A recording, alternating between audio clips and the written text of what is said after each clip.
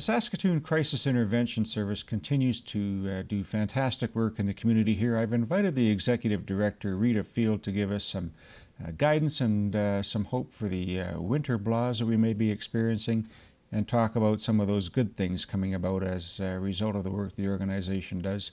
Rita, thank you for taking some time to join us today. Oh, you're quite welcome. Thank you for having me. I want to talk a little bit about the organization, when it formed and how long you've been with it before we talk about some of the work that you're doing right now. Well, we were the third generalist crisis service to start in the province. The first one came about in Regina in late 70s, Prince Albert, and then we came about in 1980. For me, it seems like yesterday because I was involved right from the get-go as a team leader. So working the shift work, 24-hour service, every type of crisis situation coming our direction. And we continue to do very much the same work with some added services, but the core services remain the same. Be available on the phone, in our office, and out in the community wherever we're needed. So there's a mobile component to what you're offering as well. What if people were looking for help, what type of intervention and crisis situations are you involved in? Well, we match the service to the level of need. So by all means, people call to talk about their situation, to get some ideas, some information.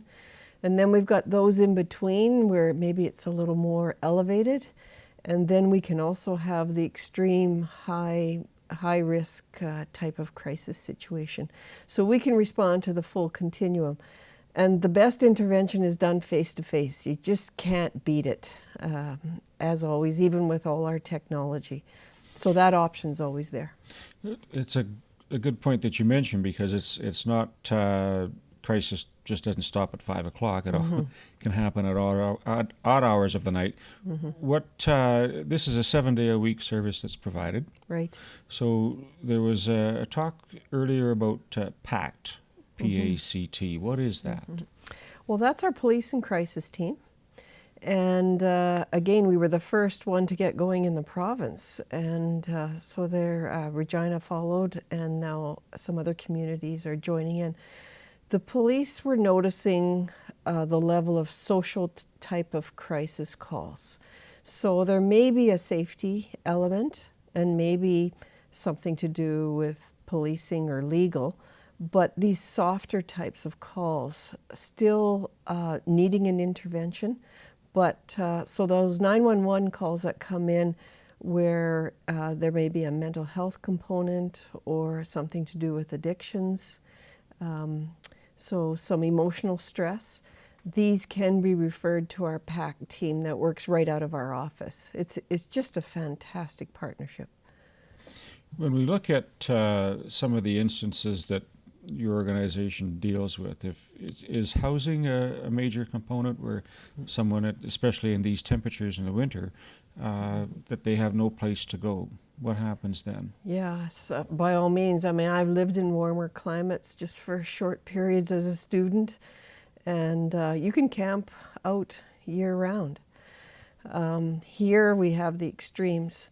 What we're finding is, for many of us, things can pile up. So perhaps losing a job, maybe again there's some mental health involved with that, needing some extra support, and maybe couch surfing or finding temporary accommodation, and then these things can break down, and before we know it, we're in a cycle of homelessness. So yes, we do have our Journey Home program, and it's using a housing first model. So it's no questions asked. It's a voluntary program. What would you like to have in terms of housing? How can we help you get there?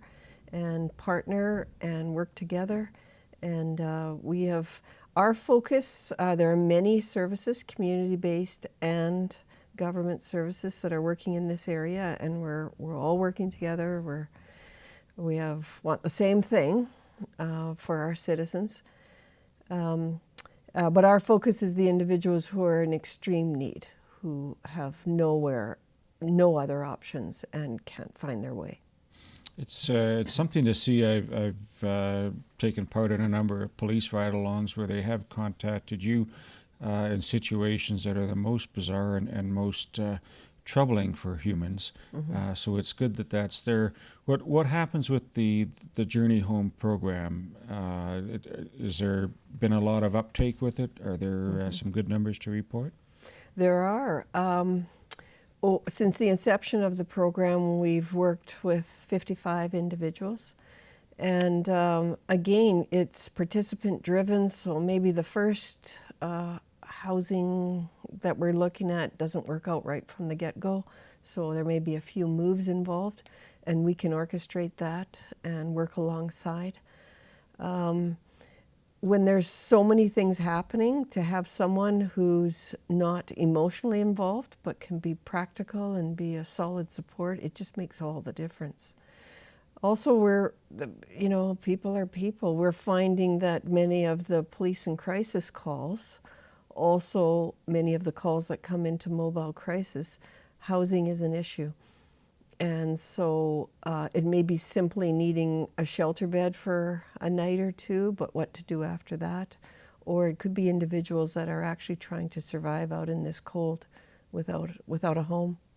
Is there any advice you can give to many of us who are living here? The nights are long, it's cold, just in terms of that motivation to kind of keep embracing winter, if you will. Some advice to get out, things to do just to keep your mind active and maybe a little more positive than we are. Right. Isolation can get in the way. So if we are feeling bad about ourselves or our situation, and the tendency is to often insulate, turn it inwards, and feel that we're at fault in some way. And that's why we're trying to reduce the stigma about the use of substances and also about mental health. And so it's okay to reach out. And the number one human need is for connection. And when we connect, we start to feel better about ourselves. We start to formulate a plan. There's nothing like a solid plan to wherever the emotions go, we can always come back to that. And so it makes the most sense, reach out to the people around you. They may not even know that there's some difficulty. And if you need something in addition to that, there are professional and caring supports available in our community, quite a broad spectrum.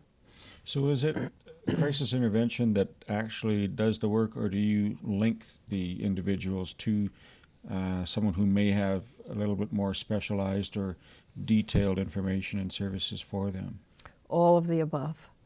Wow. With almost 29,000 calls this year, it's the busiest year on record. So we have to share the load, and we need our partners. So 29,000 calls in a year to your office looking for guidance and assistance with some type of a crisis. Who are some partners that you work with? Well, all our emergency partners are the obvious ones. That's hospital emergency, ambulance, fire, and police. And then, of course, the shelters. And the Salvation Army provides emergency financial assistance, so we partner with them. And also they're contracted with the Ministry of Social Services. So a good part of our role is to know what's out there and what's a good match in the crisis and following the crisis. Are you seeing any trends with families, youth, men, women, anything like that becomes readily apparent? I think for me, the one that's top of mind right now is young people feeling, moving from just general stress into anxiety. And I know there's books being written about it. There are articles and material out there, but wondering how we can help them to connect and not move into that realm where it's just too much. Are you seeing more of a need province-wide with your counterparts in Regina and Prince Albert, or is it, I wouldn't say it's localized, I think everyone in every community has their own issues. Are you seeing any trends at all across the province? Well, being a direct service provider more than a researcher, but my eyes and ears are open, I think I'm seeing similarities, by all means. What can you leave us with that would give us, I guess, that hope that you're doing the work that needs to be done? Is there something that can be done, maybe a little bit upwind of all of the issues that we're seeing? We have maybe crystal meth and homelessness issues with 29,000 calls a year. That has to have some glimmer of hope for someone who's picking up the phone to reach out to you. What would you say would be a priority in terms of the calls that you're getting? Well, we do get invited to sit at many tables that work on the prevention area. I think the determinants of health are some of the things that we looked at. What makes a healthy community? I know the City of Saskatoon is leading some discussion with that, with the Safe Community Action Alliance. The shelters get together and all emergency services, we talk, and we know we've got some ideas about what can happen upstream, but supporting families and helping them with their load, I think, is a big one. Rita, I want to thank you and the organization, all those frontline workers that are actively doing this as we sleep, in addition to the daytime, and thank you and the organization for all of your contributions. Thank you for having me. Stay with us. We'll be right back.